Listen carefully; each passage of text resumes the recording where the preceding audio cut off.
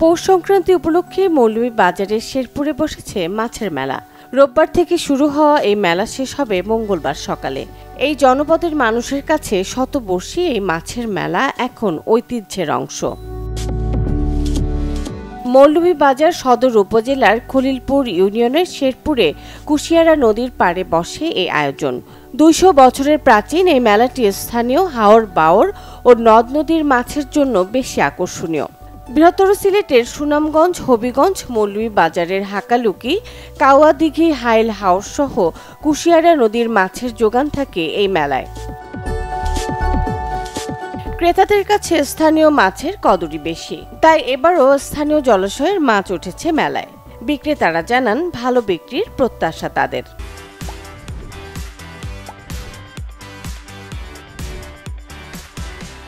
বরগাঙ্গের মাছ by লই আইছি আমরা শেরপুর ঐতিহ্যবাহী মেলার বড় বড় মাছ আমরা বছরই আনি, মাছ বিক্রি করি, বালা বেচা বিকা হয়, বালা মাছ আয় এই মেলার।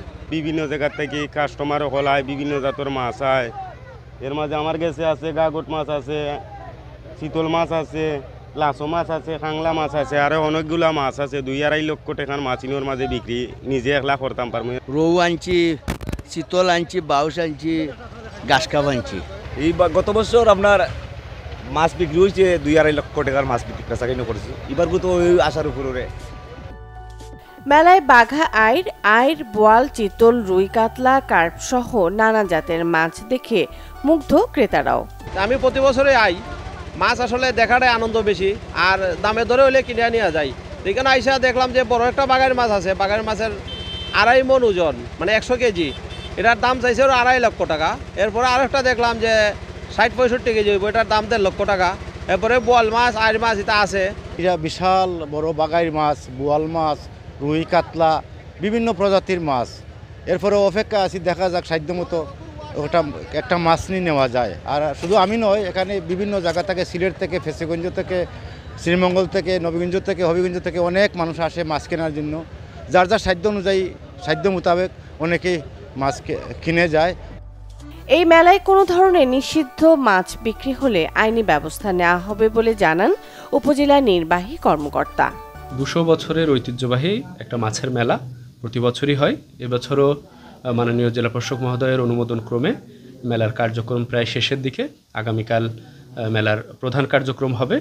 এখানে সিলেট বিভাগের বিভিন্ন নদী, হাওর বাওর থেকে মাছ আসে। যারা এলাকাবাসী যারা আছেন, উৎসুক জনতা যারা আছেন, তারা এই মেলায় অংশগ্রহণ করেন, মাছ কেনাবেচা করেন। যে ওখানে হয়তো এমন কোনো ধরনের মাছ উঠেছে যেগুলো আইনত ওঠার কথা না। আমরা সংশ্লিষ্ট বন অধিদপ্তরের যারা আছে তাদেরকে নিয়ে আমরা বিধি মোতাবেক এবং আইন অনুযায়ী যারা এরকম নিষিদ্ধ ঘোষিত বা বিলুপ্ত প্রায় মাছ যদি এখানে তুলে থাকে মেলায়, আমরা ব্যবস্থা নেব। শুধু মাছ নয়, মুখরোচক নানান খাবার ও বিভিন্ন পণ্যের মেলাও বসেছে এখানে। Desk report, channel 24।